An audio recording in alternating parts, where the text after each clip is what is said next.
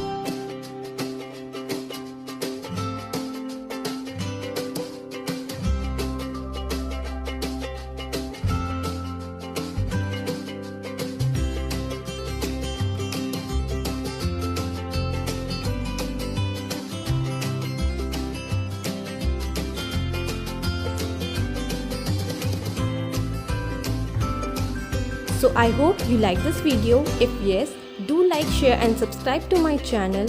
Take care, bye. Thanks for watching.